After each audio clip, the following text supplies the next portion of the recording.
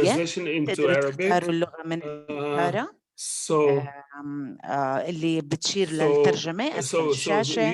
تقدروا تختاروا اللغة المناسبة to select the language channel. So make sure that you mute the original audio when you select the language.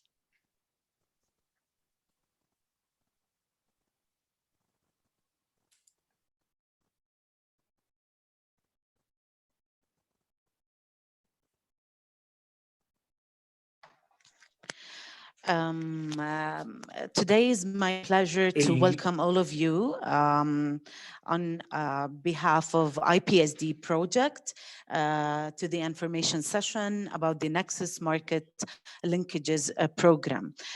For those who don't know me, I'm Janina Baruqti, IPSD Communications Officer.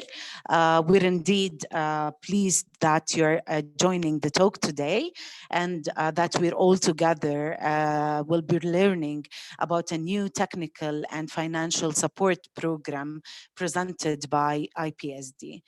As you already might know, we at the IPSD are designing and implementing a number of programs and interventions with the aim of supporting the innovative.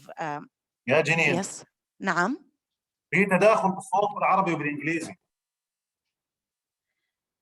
من عندك استاذ يحيى حط على الميوت الاوريجينال على الميوت بيروح التداخل. استاذ يحيى بالضبط لازم تعمل ميوت للاوريجينال اوديو. في عندك اوبشنز عند الترجمه انجلش وعربيك بس لازم تعمل ميوت للاوريجينال اوديو مشان تقدر تسمع بس العربي.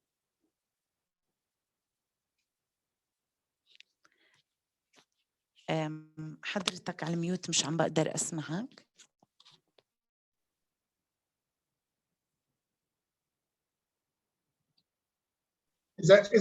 إذا الجميع بيعرف إنجليزي we don't need interpretation. That's what I'm saying. يعني هو بالأخير خاصية موجودة كل حدا كيف بيكون مرتاح إنه يسمع ويمكن يسأل الأسئلة فيعني مشان يكون المجال مفتوح قدام الجميع باللغة اللي بتناسبه أنه يسمع أو and everyone else Janine just explain to people how to use the interpretation channel. You know, and this guy Yahya says like we all speak English, so we don't need the Arabic translation. So okay Kevin تقدر بليز ترجع تشرح الطريقة كيف الترجمة والانتربريتيشن ايش الانستراكشنز الأساسية بليز للجميع.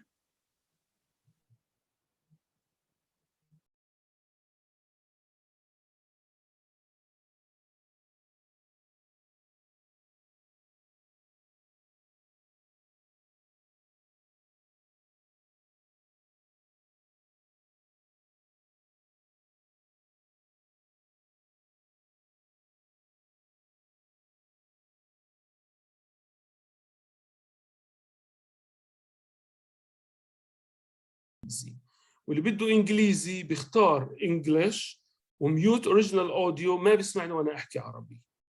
فاللي بحب يسمع البرزنتيشن بالانجليزي بس يعمل كليك على انجلش وميوت اوريجينال اوديو مش رح يسمعني وانا احكي عربي. واللي بده يسمعني بس بحكي عربي بيعمل كليك على او بيختار عربيك وميوت اوريجينال اوديو بس بسمع عربي. شكرا.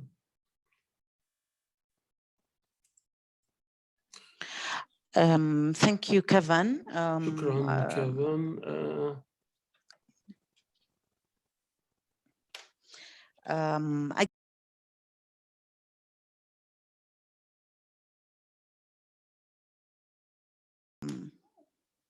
Can you hear me now? Okay. Again, thank you for joining us today. It's a bit confusing, the channels and moving between the channels. I hope that the instructions regarding the interpretation are clear now. Please, if you have any concern, any technical problem, just send a message on the chat box and we'll try to figure it out. It's a great pleasure to have you with us today.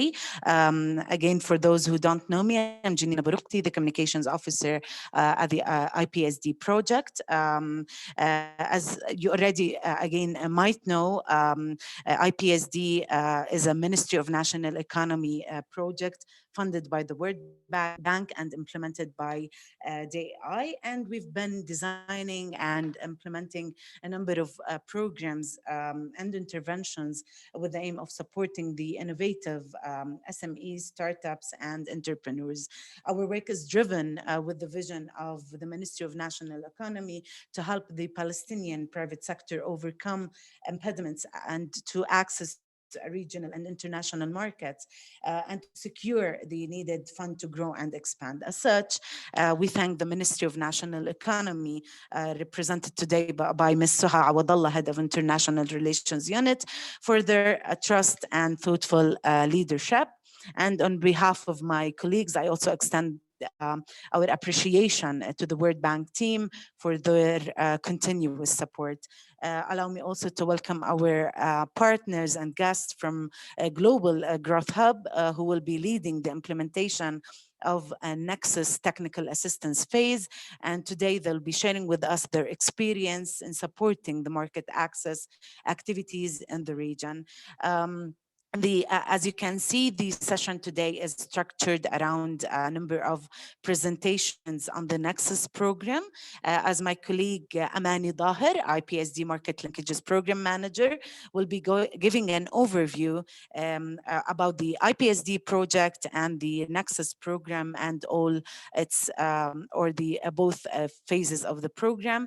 Moreover, our partners from Global Growth Hub will lead us through the market access readiness service program details, and finally will be with the presentation with IPSD Environmental and Social Officer, my colleague Mira Stefan, who will also share with us an overview and introduction about the major social and environmental procedures and measurements related to the program.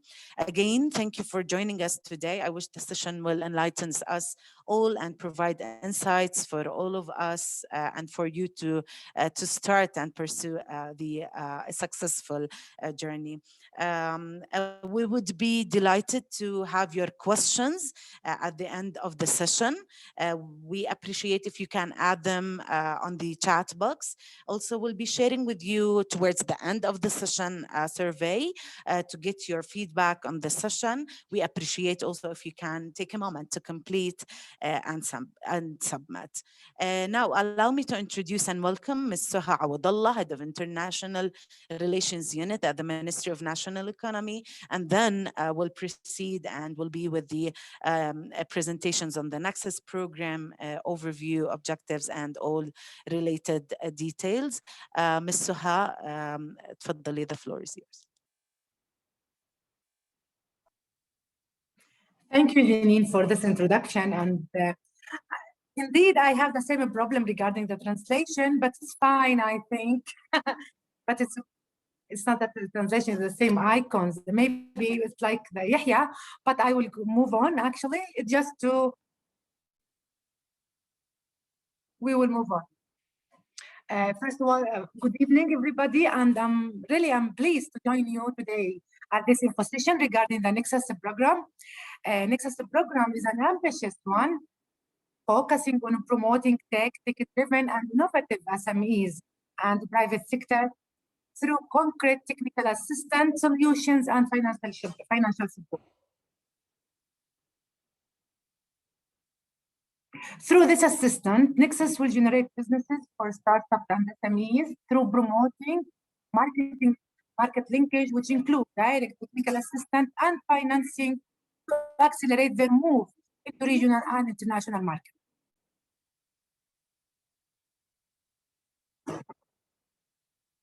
This program is a key component of the IPSD project. This is a $22 million project funded by the World Bank, and it's implemented by the DAI.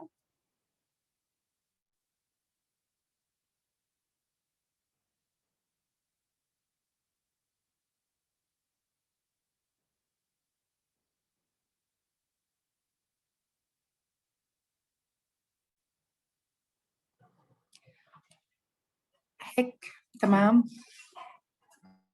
Okay. I will continue. The IBSD is a designing and implementing program and initiative that aim at developing a dynamic startup finance ecosystem, improving business access and links to international and regional market, promoting governmental reforms and automating business registration, streamlining and providing a framework for home-based businesses, and developing an outsourcing hub in Gaza. During the project life, many activities were conducted to support the startup and innovative SMEs, such as Ignite program, which aims at providing technical assistance and grant to the Palestinian startup and SMEs to enhance their capacities and eventually enable them to attract investors.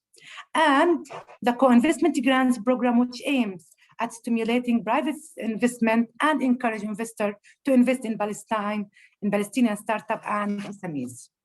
Currently, and given the growing challenges faced the Palestinian market, the Ministry of National Economy is committed to support our economy and our people.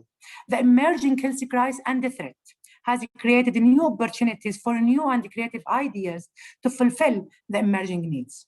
NEXUS program is considered as a tool to counter this challenge and to be utilized by the SMEs and the startup to grow and expand their businesses. Moreover, two immediate recovery and relief programs through the IBSD project were launched recently. One to support the startup and SMEs to overcome the economic challenge imposed by the COVID-19 pandemic, and the other one is to support the tech and innovative private sector and SMEs to resume their businesses, especially after the latest aggression on Gaza Strip. Indeed, the Ministry of National Economy is fully aware of the importance of the startups and home businesses and SMEs, and we recognize their growing role in the economic development. Indeed, SMEs and entrepreneur activities compose more than 98% of the Palestinian economy, and they are a fundamental driver for economic growth. Recently, the Ministry of National Economy has developed a new micro, small, medium enterprises definition, and it was approved by the cabinet. This definition would pave the way toward developing incentive and support program targeting the most vulnerable segments. This approach is combined with a package of measures to improve the business and investment environment in Palestine. Today, we are here to share info. We are here to share info about the new NEXUS program. IBSD and the Global Growth Hub will share the more details of the NEXUS Mars Map program. Global Growth Hub is an international entrepreneurship development company that focuses on helping companies grow, implementing partner, make an active contribution through know-how experience to full realization of our economic potential. We began with viable coaching and tailored technical support in order to enhance the right competences for dynamic economic development. Together, we are creating opportunities. Thank you all for joining us, and we hope this meeting will be insightful for you and your businesses, and we look forward to celebrating success together. Thank you. Thank you, Soha. You've covered slide 1 through 5 for me now. Thank you very much. So today, I'm very glad to get the opportunity to go over the NEXUS program with you. As Soha had mentioned earlier, a little information about IPSD. IPSD is a $22 million project with the objective of improving economic opportunities for individual firms in the West Bank and Gaza. We have many project programs, which Soha also mentioned. The program that we will be focusing on today will be improving market access via the NEXUS program. We will go through the program by discussing the market access readiness services phase, the market access penetration grants. We will have a brief presentation by Global Growth Hub, as well as environmental and social management mechanisms by MITA. And then we will follow it with a question and answer session as well. The NEXUS program was created in order to improve market linkages. The procedure or the way for doing this is by supporting local entrepreneurs and tech-enabled startups, as well as innovative SMEs in reaching regional and international markets. Another portion or another section of this program is raising awareness in regional and international markets about the local Palestinian ecosystem. The way to do this is by working through Global Growth Hub and various other members of our community and the international community to put Palestinian companies basically on the radar in the international scheme when it comes to investments, as well as for them to expand their markets. And then thirdly is also engaging beneficiaries with those regional partners and ensuring that true B2B transactions are taking place, as well as direct investments.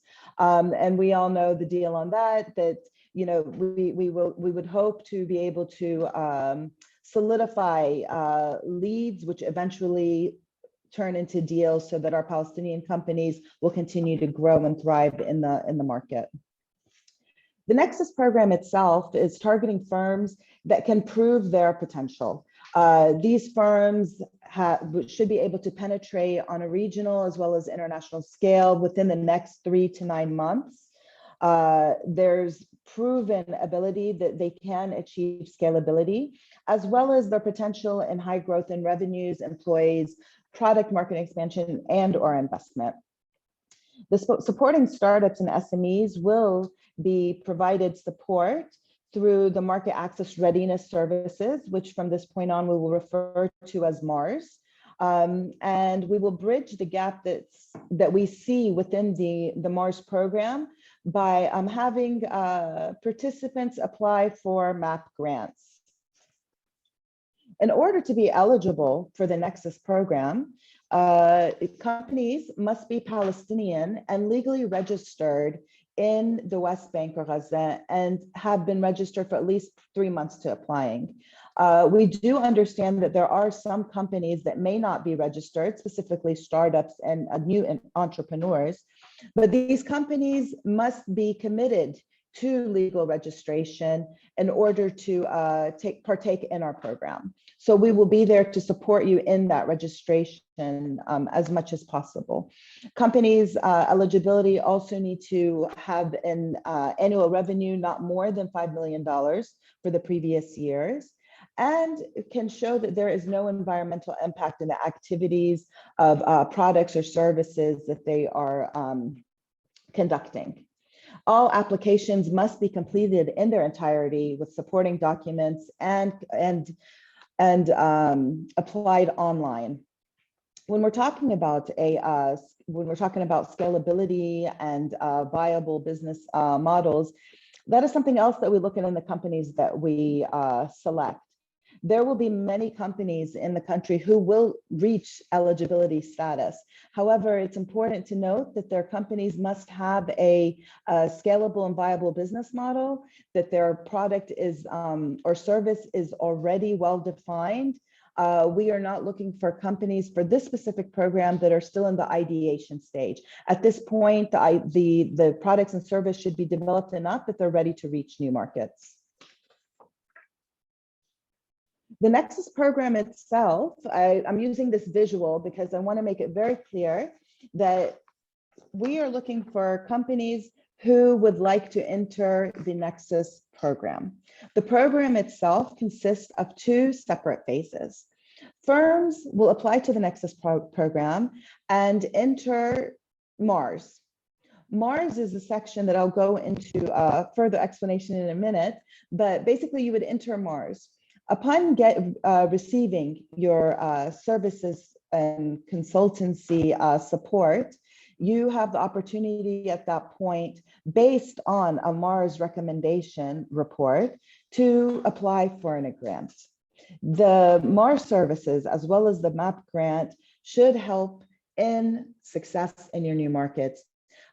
These 2, I would say, financial facility as well as technical assistance facility are the tools that will be provided in order to get you to the new market. And eventually, once you reach that success, all of this comes back to the Palestinian economy. Market access readiness services are tailored technical assistance that will be used to enhance and prepare our firms in these linkage opportunities. Activities include market research, marketing, communication, as well as matchmaking and with potential investors and business partner, as well as I mentioned earlier, advice on IPSD grant applications or MAP. It needs to be clearly noted that taking part in the Mars support it's a cohort structured program, meaning we'll be accepting 10 to 15 companies to partake in this program, and we hope to take to in the future have many other cohorts. But this right now is going to be our first cohort. During this portion of the program, which is Mars, we will have a continuous assessment and analysis for the Palestinian startups and SMEs. This will be provided by our partner Global Growth Hub, and we will hear more from them in a few minutes. They will raise awareness in the targeted markets. They will build the capacity of you with tailored technical assistance, as well as creation and management of B2B linkage opportunities. Our first cohort will be the UAE. We'll talk about that in a few minutes as well. The second phase is the MAP phase. The MAP phase is basically additional support that wasn't provided during Mars. You will have the opportunity to apply for grants. It's important to note you cannot just apply directly for a MAP grant. You apply for the NEXUS program. You will be assessed by a Mars technical team. Then you will enter the Mars program. The program itself is running up to 3 months. And you will note that I've listed here 2 weeks to 3 months, because we are aware that many companies may be assessed and be seen ready to enter the target markets. And therefore, there's no need for you to sit in a program for the entire 3 months if you're ready to go. However, during the initial few weeks, that will be the time where you'll be assessed, and then you will apply, and then we will get you to those new markets. And during this time, you can come and go and read and get support from the Mars team during those first 3 months. So we're not going to leave you alone. Just because you're ready to go to that new market, we're not going to just let you go and not check back with us. We are here to support you for a minimum of 3 months. After you've entered the Mars program, as I noted earlier, a Mars recommendation report will be provided by Global Growth Hub's team.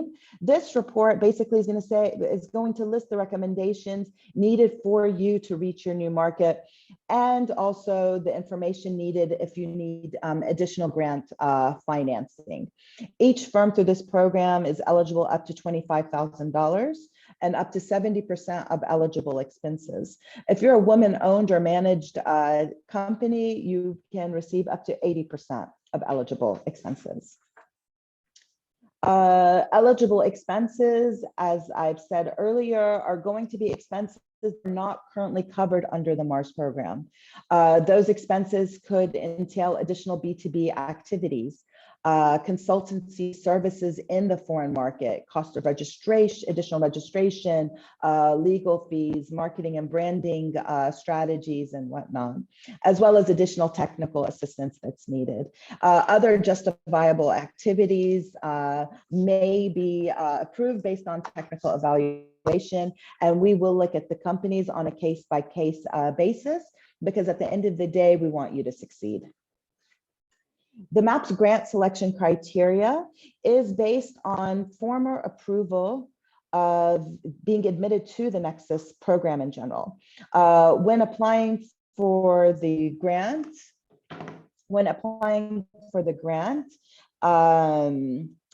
you have already been a part of the program, so therefore getting approval for the grant should be easier. At this point, you are just required to update your information as long as it's within the scope of the linkage opportunity that we're looking for. It's determined to be within reason and in line for the market level as far as costing, and should represent value for money. I'd like to turn the screen over to Omar. He will give us a little information about Global Growth Hub. Please welcome Omar Hassan to the screen. Thanks, Amani. Dinara, are you controlling the screen from your end, I guess?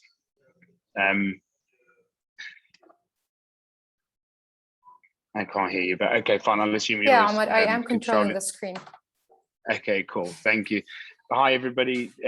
Pleasure to be with you all. I know it's been a long journey to get to this point for everybody involved, and I'm so excited to be finally at launch and engaging with the ecosystem in Palestine. Just a bit about Global Growth Hub.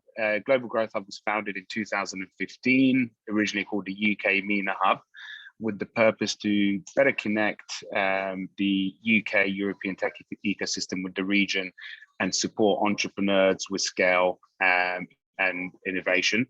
We're based in London as our HQ, and we also have an office in Liverpool, Dubai, and Cairo, where we support our entrepreneurs from. Really, our focus is helping companies grow and scale into new markets. We believe that entrepreneurs and startups should be thinking about scale from a much earlier point in their journey and planning that scale and market entry according to their development. As GGH evolved and became GGH 3 years ago, we've partnered and worked in over 40 countries, supporting hundreds of entrepreneurs. And you can see from the pins, our locations, we since grew outside of the Middle East and North Africa, hence the name change. Our expertise include venture building, no, we've gone a slide, venture building, market access, and ecosystem development. And to add to that, venture capital, we recently launched the MENA Technology Fund, which is a $50 million seed stage fund focused on investing in the Middle East and North Africa. So again, that just adds to the support that we can provide our entrepreneurs. Some of the companies you see there on the slides, to give you an example of the support we've provided them. Argineering is a hardware company from Egypt, part of one of our programs 3 years ago. Our work there involved helping the team with a market access strategy for the UK. And since that support, and we still continue to support them, but our engineering and team are probably generating around £15,000 of revenue per month from the UK. A lot of the help we provided them was around identifying business partnership opportunities and sales opportunities in the UK market and supporting them with the development of that. We can go to the next slide, Nara. So with regards to the NEXUS Mars program in particular, just want to introduce some of the team. I know they're on the call, but obviously myself, Zara Shah. Zara has over 7 years of experience working in tech companies and actually spent quite a bit of time working in Gaza with Gaza Sky Geeks in its early days around 2015 for a few years. She's spent a lot of time in Jordan, Palestine, and Dubai. Zara is London-based now, but will be working day-to-day on the Mars program and supporting the entrepreneurs. Tom Strotbeck has over 30 years experience in incubation and program acceleration. Tom is actually the designer of this program, so there's a lot of credit for this. And Tom is based in our Liverpool office and will be working with the entrepreneurs again day-to-day. Thanks. So more specifics on the program.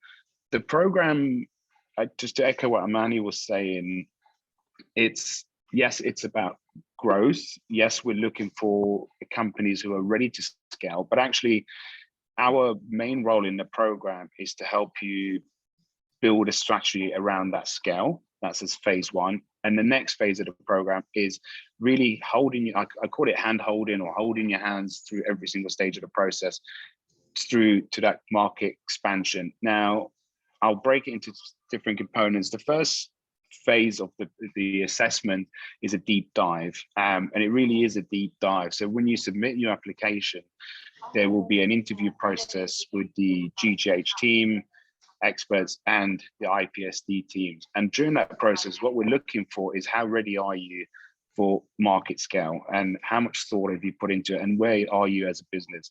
So we're not looking for people companies that are 100% ready, because I think if you're 100% ready, you probably wouldn't need our help.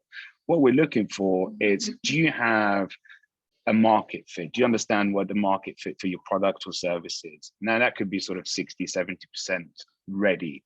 And how do we fill the gap with the other 30, 40%? So it could be, for example, if you're looking at the UAE as the market, you know, do you see the fit for your product? But actually what you need is, how do I go about registering my presence in the UAE? How do I go about identifying the right partners in the UAE? Is it corporates? Is it governments? Is it other startups? Whatever it may be. And then looking at your kind of the financials around that. You know, do you have enough capacity, enough runway at the moment? And if not, what kind of grants are available, whether it be from this particular program, the World Bank program, or actually local grants or local funding. Looking at the management. Now, a lot of people, when you're scaling your business, actually one of the most important areas is not necessarily the management, but the team. Now, when you're going to a new market, how do you identify the right hires? How do you build those partnerships, relationships? So that's something that we will be supporting with every step of the way. And the business model. Now, what necessarily might work in Palestine or the UK or Cairo might not be necessarily the same in Dubai or Jeddah or Amman. Now, how do we adapt the model? How do we expand on the model? Now, that's something that we will also be helping with every step of the way. And I guess we call it the magic, but it's ensuring that the product and the service and what you're doing is geared up for success. And for us, a lot of the most important thing about that is the customer acquisition and the customer development. So a big part of the program, I would say kind of 80% of the program, is how do you win those customers, partnerships, and how do you go about doing that? And what are the different components that are needed? Now, the program is not, like what Amani was saying, it's not just a cohort-based program, so it doesn't just end at the 3 months. Now, you know, normally 3 months is not enough time for you to really access a new market growth. So there will be continued support put into place. Now, I'll give you an example. For example, if you're working on something that needs special regulatory licenses or setup, now our role is to help you do that through the whole process throughout beyond the 3 months. So, you know, if you were providing a product or service, let's say, for example, that needed ISO standards ratings, what we will do then is help you apply for a grant through the program or other means to bring in the right expertise for that and to fill those gaps. Now, the program will be focused as well on building strategic partnerships on the ground. And through that, it'll be a blended program. So while some of it will be on Zoom virtually, a big element of the program is on the ground. So there will be built-in market access trips to the UAE. And on those trips, it's about building your presence, building your partnerships there with local businesses, venture capital, private sector, and whatever it may be. And the team will be working with you to do that. While it's a cohort program, after your initial assessment, you will have a detailed plan about what you need to do and what we need to do as a collective to make this happen and make it work. And in that plan, there'll be a clear timeline of key milestones that we want to achieve. Some of it will be your responsibility, some of it will be our responsibility as delivery partners. But you know, if we work together, it will happen. It's not a quick process. It's a heavy, intensive process, but we will help you every single step of the way, and through the team, bring in the resources that are needed beyond our expertise and our network, and help you find the funding to execute on that.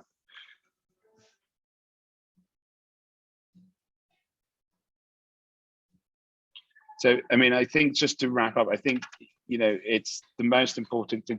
What I ask from everyone at the moment is please apply. If you need help with the applications, please ask in the Q&A section. If you have kind of particular questions, you know, for example, if you're thinking, I'm not sure if the UAE is the right market for me, by all means, we can share our emails afterwards. Just ask us. We can help you make that initial assessment to support with your application. And we are really here for the long term. So, and then looking forward to working with you all and hopefully being back in Ramallah, Palestine, and everywhere else soon when things open up. But yeah, we're here to support, we're here to help. Just fire any questions our way, and I'm sure it'll be a great success, and looking forward to working with you all. Great, thank you, Ahmad. That was very informative, and I am sure we're going to have a lot of questions at the end of this presentation. Right now, we're going to move on to the environmental and social management portion of the presentation, and I'd like to introduce my colleague, Mira Stefan. Hello, everybody. This is Mira, the Environmental and Social Safeguard at IPSD project. I will present today the environmental and social measures under the IPSD project and, of course, under the NEXUS program.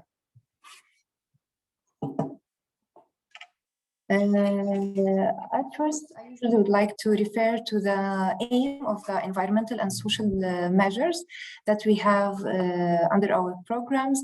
The aim is to ensure that project activities are designed and implemented in an environmentally and socially sustainable manner using best practices with our beneficiaries. Before I refer to the environmental and social risks that are identified under our activities, it's important here to refer to the environmental and social risk classification that is specific for IPSD project. IPSD is classified according to the World Bank's project risk classification as a project under category C, based on its environmental impacts. And category C means this all the funded projects have low risk, and the funded projects or activities should have minimal or no adverse environmental impacts. To clarify more, the project provided an exclusion list for the activities that will be excluded from our funded activities as the following. All industrial related activities will be excluded, construction activities, and any other activities that entail pollution generation, as well as manufacturing and other activities. So since our risks and the scope of our project is clarified, the social and environmental risks were identified, and as you can see, they are mainly social risks that are listed as presented. We may have social risk related to labor and workers' rights and working conditions. During our project activities, we may have risks related to discrimination and social exclusion, excluding the vulnerable groups such as women and youth when we release our program calls, and risks related to ethical violations like sexual exploitation and abuse and sexual harassment when we are implementing our project activities with our benefiting companies. And the final one is risk that is related to exposure to COVID-19. Regarding the environmental risks, as I said, they are very limited and minor, and we are here talking about the risk of the increase of the e-waste production and generation whenever we finance electronic equipment to our beneficiaries. So briefly, what are the mitigation measures that all the firms that we will sign with them grants, hopefully, should comply with? All the firms should abide with the Palestinian labor law and to provide minimum protections for the workers in terms of minimum wages, maximum working hours, annual leaves, and of course, providing the health insurance against work injuries, which is very important to provide protections for the workers. As for child labor, all the firms must not employ any worker below the age of 18. And all the firms shall develop their own grievance mechanism, the complaints system, and it shall be made available for all workers. And IPSD, of course, will support the firms to develop this mechanism. and all the workers should be informed about this system. The code of conduct, all the firms should sign our project code of conduct, and they should respect it and comply with it, and they should explain it to all of their workers to provide protection also for them, and to be aware of the highest standards of business ethics. Regarding the health guidelines, all the firms should respect the World Health Organization and the Ministry of Health guidelines regarding the COVID-19, and they should provide the personal protection equipment for their team and workers. And finally, all the firms shall ensure safe disposal of the potential direct and indirect e-waste generation. They should abide and comply with the guidelines that will be annexed to their grant agreements regarding the disposal of the e-waste. Finally, we usually would like to refer to our GRM system, which is a complaints management procedure that stands separately for IPSD beneficiaries, where all the firms can submit any complaint that is related to project activities. Moreover, our GRM system also accepts and have special referral pathways for the gender-based violence complaints and the ethical violations, including sexual harassment and exploitation and abuse. And the GRM also system will accept any anonymous complaints whenever the firms choose not to reveal their ID. And this GRM system is available on our project website, ipsd.ps, and they can submit online or send an email, or they can also call us if they have any concerns. And regarding the environmental and social management manual that I briefly presented today, you can find it on our project website, where it is disclosed, and you can have more details about the environmental and social safeguards under our project. And thank you, and good luck for everyone. Thank you, Mira, and thank you, Amani and Omar. I hope everyone is now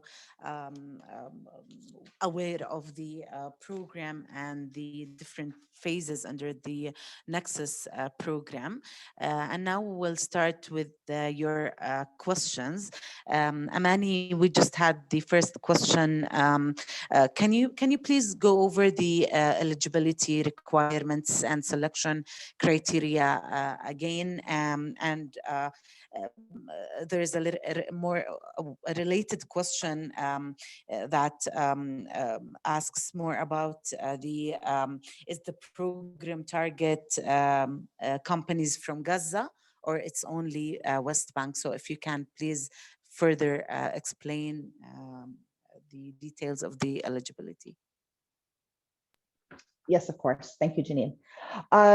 So I'm going to go through the eligibility one more time. We even have another question that I will also address in relation to eligibility. Someone is asking if we would cooperate with a Canadian-based startup if the CEO and development staff are from Gaza. I'm going to go through this slowly this time. The companies, in order to be eligible for NEXUS, must be a legally registered technology and tech-enabled startup or an innovative SME. These companies must be operating in the West Bank or Gaza for at least 3 months prior to applying. In the event that you are not currently registered within the Ministry of National Economy, we will do our best to support you in that registration. This is a part of our program that we would like to provide eligible applicants. As far as the Canadian company who's a based startup in Canada, there has to be further investigation here. The CEO and development staff from Gaza, that is fantastic. We totally would love to support our Palestinian companies in the diaspora. However, our agenda for this project is to support Palestinian companies who are operating within the West Bank and Gaza. So if the development staff are currently operating in Gaza, will we be able to support you? We'll have to look a little bit deeper, but you may be eligible as long as we get you registered within the Ministry of National Economy and you reach you basically qualify with the other eligibility criteria. Is there a next question, Janine? Yes, Muhammad. Yes, Amani. Muhammad Al-Kilani is asking, which markets are you planning to connect the startup with? You mentioned that Nexus has regional partners. Please explain who are those partners, and you highlight the companies in your portfolio that you supported to enter new markets in the past. Thank you. So I'm going to say a couple of lines about this, and then I'm going to let Almar take this over, because as Global Growth Hub is the ones who actually have the regional partners that they may reach out to. As mentioned earlier, our first market will be the United Arab market, UAE, United Arab Emirates, as far as our first cohort. We are interested in expanding to other areas of the MENA region, as well as the international communities. The first market, as I said, is UAE. Basically, a study was conducted, and the top markets of interest for the Palestinian startups was primarily the MENA region, focusing on UAE, Jordan, and KSA. UAE just happens to be the first one that we will be focusing at this time. You will see when you start applying for the program, there are other areas that you can express interest in, and you can say that you're interested in, Greece, and well, maybe not Greece today, but you may be interested in other areas of the world, and there will be spaces on the application that you can indicate this, that we will look at for further review in the future when we're designing future cohorts. Almar, do you mind answering the question about other regional partners you have? I know that you have a ton of them in the MENA region. Yeah, Manny, no problem. Mohammed, it really depends on what you're doing and what you want, what it is you're looking for. So for example, I'll give you an example. If you're looking to connect with the telcos, let's say you're working something within the telcos space, one of the companies we've worked with and continue to work with and help is a company from Egypt called Wilt, where they provide a service very similar to Wix.com, so you can create your own website and e-commerce platforms online, sort of drag and drop. And they wanted to secure partnership with the telcos, so SME customers with the telcos can then create their websites both in Egypt and the UAE. And through our work, we've managed to help them set up a partnership with Vodafone in Egypt, securing them access to about 40,000 SMEs. But also now we're working with a partnership with Do in the UAE. For example, I'll give you another one from the UK, a company called Winnow Solutions that provides smart AI cameras on top of food waste bins and hospitality, mainly targeting hotels. They scale to the UAE. And as one of the processes we help them with is secure partnerships with email hospitality for hotels, etc. In terms of registration, the legalities of setting up businesses in the UAE, we can support in terms of advising, I guess, where is the best free zone structure to set up. And that, whether it be with our partnerships with people like Dubai Silicon Oasis, Invive Tcom, Sharjah Entrepreneurship Center, or Hub 721, Mubadil in Abu Dhabi. So it really kind of depends on what you're looking for and what you need. And that's a big part of the assessment process and why I say it's such a deep dive, because after that process, together with you, we will put a detailed plan based on what we think should be the best approach, but also what you think is best for your business. And then we could take it from there. But in terms of the program, and I mean, I'll give you another example. As an organization, we manage the GITEX conference investor program, and every year we host a delegation of investors, not just from Europe, but from the region, and which over the years we've developed a partnership with over 150 venture capitalists, both in the region and outside. So through things like that, we can support you in terms of access to funding, etc. So hopefully that answers it. But you know, again, the whole point of the program and the deep dive originally is to put that detailed strategy and growth plan together with you, and then work through it step by step.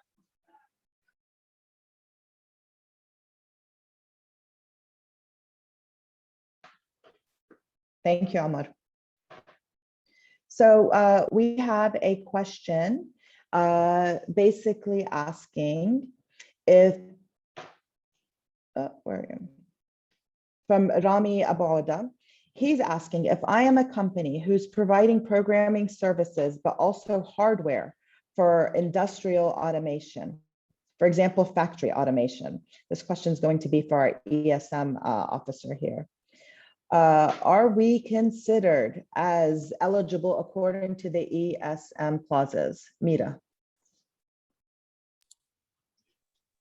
As we said, the company should be tech and tech-enabled company. The programming services are okay, but the hardwares like that are used for industrial automation, it means equipment and operations, and it depends, are you providing these equipment, and these equipment may have waste generation and others.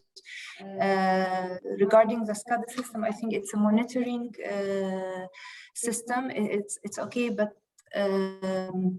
usually we do not support any activity that entails pollution generation, and we usually assess the whole company as well.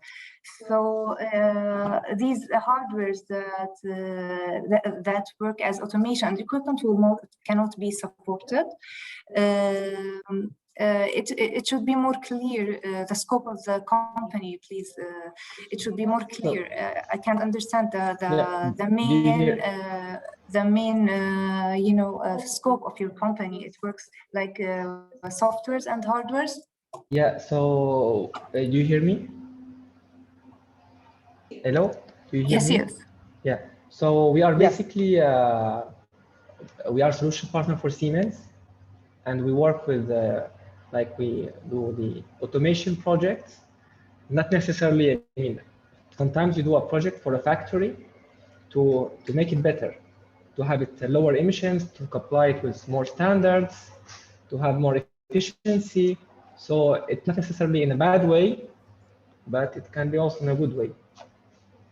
Yes, okay, but are you providing equipment? Are you providing installations? So yeah, it depends. Sometimes these are smart solutions that can help and support these sectors. But if you are providing equipment, heavy equipment, and anything that entails pollution or waste generation, it's not under category C project, but like smart solutions, softwares that increase the efficiency of the operations, it will be tech and tech enabled, but equipment that is, you know, real equipment that needs installations and that will, it will be used for factories and manufacturing, it will not be supported. Okay, so you will still support the company if we decide to attack the market in one way, like for example, this SCADA system to monitor the water distribution in the city or in the country. That's okay for you? Yes. Like these smart solutions, they can be supported.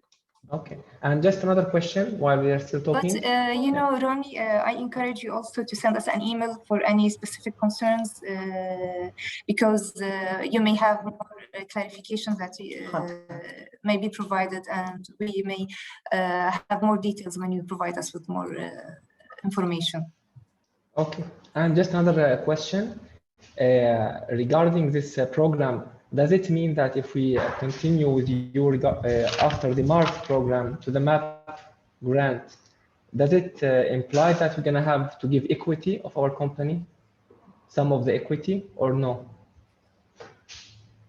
No, the way that the NEXUS program is set up, it's a grant for technical assistance and additional services needed that were not provided through Mars. However, we do have other programs that do provide co-investment and pre-investment opportunities in the form of grants. However, they do not ask for equity. At the end of the day, we are not a VC.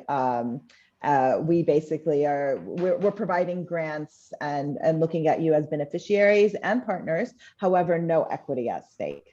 And if you would like more information about our investment programs, please reach out to us at info_IPSD@dai.ps, and we can answer those questions as well. So we do have a question. You're welcome. So we do have a question that came in asking us to define or what does a well-defined service and product mean? We are referring, this is basically using the definition of innovation-based models and technologies based on the Oslo Manual 3rd edition from 2005. I probably shouldn't mention the year, but it is the reference that we're currently using.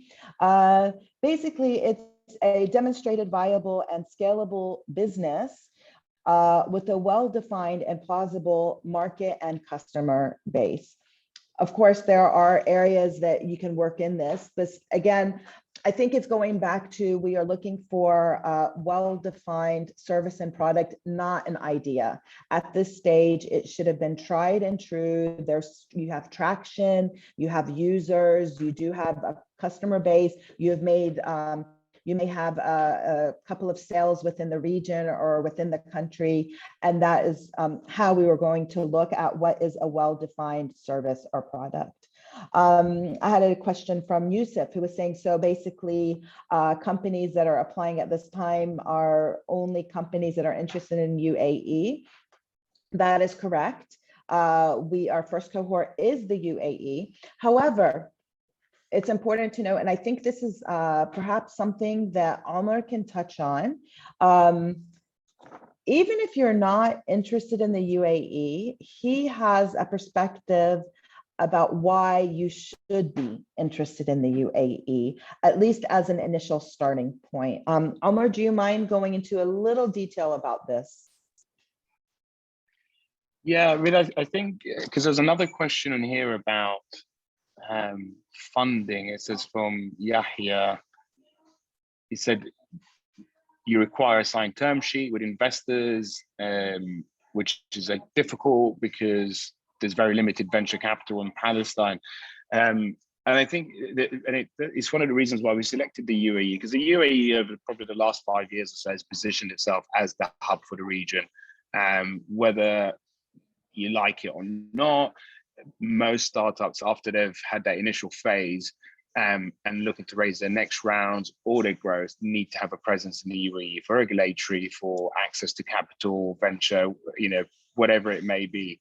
And then from there, you move on to the other markets. And then that's why we chose it. The private sector is there, government initiatives are there, the free zones are there, the venture capital's there, both from the region and internationally. And you see that from the events that happen, et cetera, et cetera. The only other, market which I think is unique that if you were to scale to, you need to have a presence there is Saudi Arabia. But that's because Saudi Arabia has positioned that as a way to attract companies in there. And if you think you're going to get funding from there, you need to have a Saudi HQ.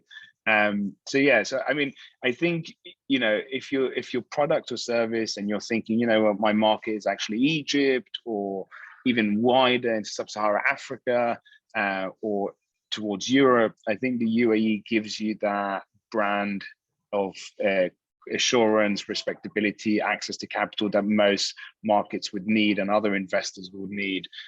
From our personal experience as a fund, as a MENA technology fund, we have a presence in Dubai purely for that reason as well, to work with other VCs and co-investment opportunities and so on. So yeah, it's I think for the region, it's a necessity as part of your growth to have UAE as a consideration. But also from, if you look at a corporate innovation space in the UAE, it's moving at a rapid pace. We worked on the Emirates airline innovation program 5 years ago, still continue to do bits there. It's stuff like the tourism, tourism tech, etc. It's growing. So the UAE gives you kind of a great space to then scale from both regionally and internationally. And until Palestine has that vibrant ecosystem in terms of venture capital, corporates, etc., what the UAE offers is an amazing diaspora to tap into, and a really successful diaspora. And actually, as part of this program, we'll be working with the diaspora to connect them to Palestinian entrepreneurs. So yeah, and you'll, from personal experience, speaking to many of the VCs I know and the diaspora within corporates there, we know the challenges for people to visit Palestine and to go back to Palestine and experience the ecosystem firsthand. So part of this program is taking the ecosystem to them and enabling them to access and support, which you can't really do, in Egypt or Saudi, et cetera, et cetera. So, yeah. Thank you, Ahmad. Great answer. I just want to clarify that to apply for the NEXUS program, you do not need another investor. We are working specifically with you and the expansion of your products and services within the region. I think Yahya was asking about term sheets and whatnot. The IPSD has many programs in place, one of them being the co-investment program. Again, I encourage you to visit send us an email, visit our website to gain more information. Today, our focus is on NEXUS, and if you need further information, we will be happy to address it, just not in this session at this time. We did receive another question asking about the grant amount. The grant amount through the MAP or within the NEXUS program is up to $25,000. And I'm pretty sure the follow-up question is, what if we've received a grant from another program within IPSD?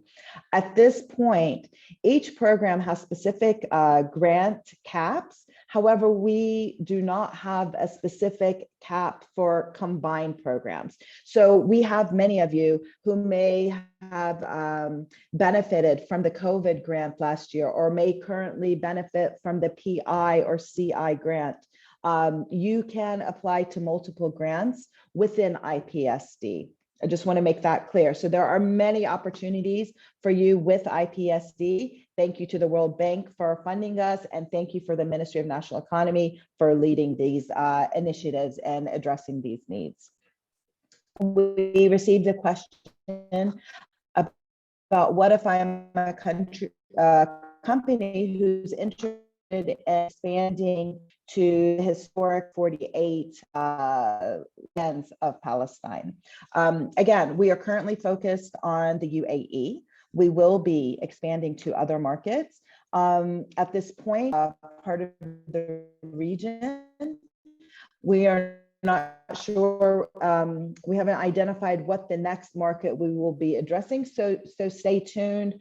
Follow us on LinkedIn, Instagram, Facebook, and we will keep you up to date on what markets we are planning on heading to next.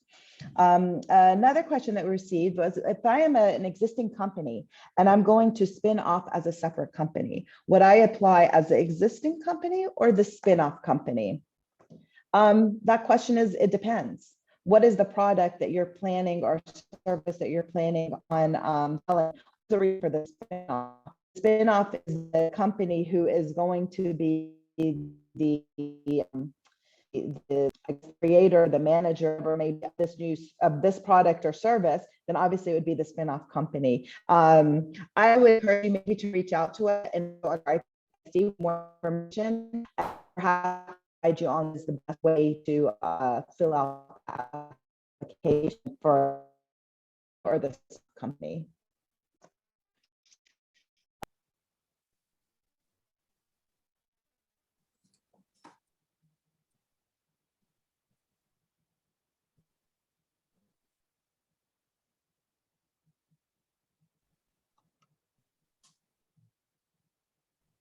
Yes.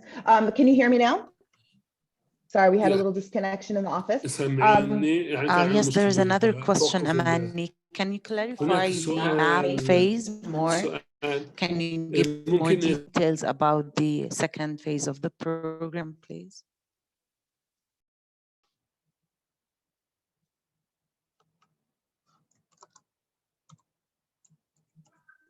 Amani, you're on mute.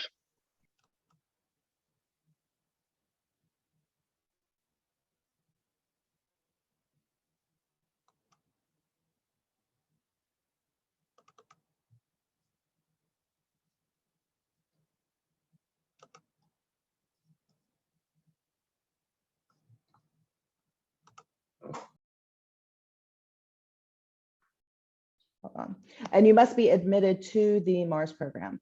At this point, the two phases are not standalone. So although you might be ready and you want to apply for that grant and you're ready to go, you must apply to the entire program.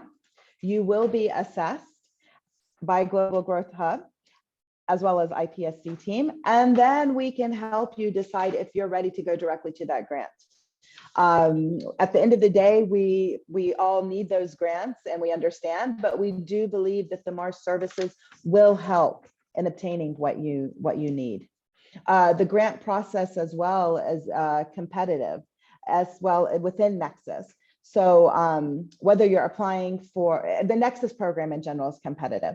So as you're applying, as I had stated earlier in the presentation, we know that many of you are going to be eligible and we would love to work with all of you right at this moment. However, we are going to identify the top 10 to 15 companies that we see have the highest potential of creating these market linkages that are needed. And we will have additional cohorts in the future. At this point, again, it's UAE. Our second cohort, if we see a high demand, may also be UAE. At this point, we're going to see how it moves forward with the companies that do apply. So I do encourage you to apply because this will give us an indication of how many additional cohorts that we may need specifically for UAE or additional countries within the MENA region. I hope I answered that question.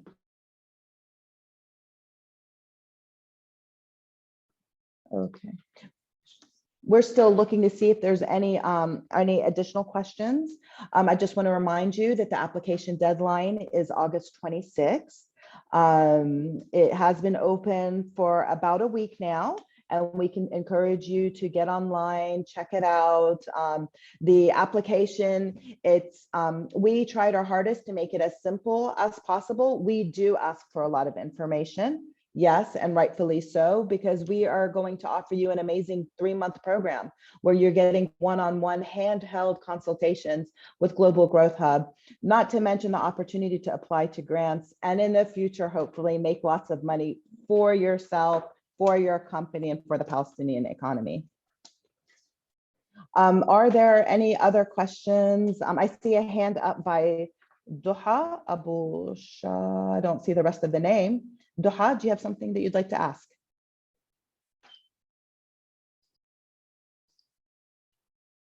Okay, so she's written us the question. So after that, you can pick Mars or MAP. Duha, I'm not really understanding what the question is. Do you mind clarifying?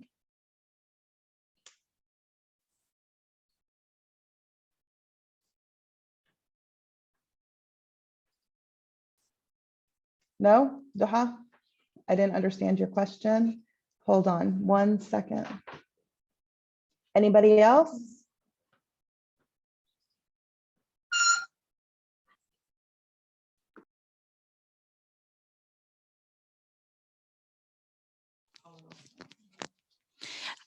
Omar, do you want to add anything? No, I'm fine. Yeah, no. Okay, I'll be sharing the link to a survey that, as I mentioned before, I appreciate if you can fill out. It's going to take 1 minute from you, just a feedback on the on today's session. And I'm gonna also type in the chat box the email address for any questions or inquiries. And you can always visit our website for more information about the NEXUS program and other programs provided by the IPSD. Amani, thank you very much. Do you want to add anything? Go ahead. So Daha clarified her question, and her question was, are Mars and MAP separate programs? And so on your screen, you see the visual of the NEXUS program. Mars and MAP are two phases within a program. They are Mars being the initial phase and MAP as a coinciding phase. However, as you move along the program, they become simultaneous. You could be part of the Mars program and apply for MAP grants. It doesn't mean you apply for one MAP grant. You may apply for a grant to visit a potential supplier, and that's $5,000. And then later you may need to work on your branding strategy, and there's another couple of $1,000s. So you will have the opportunity, if deemed eligible, to apply for multiple MAP grants with a ceiling of $25,000 under this program. Again, this is strictly for NEXUS. There are other programs within IPSD you can apply to as well. And that's basically the NEXUS program in a nutshell. Thank you all very much. If you have any additional questions, please send them to us via email, and we're looking forward to it, and get those applications in, please. Have a nice day. Thank you.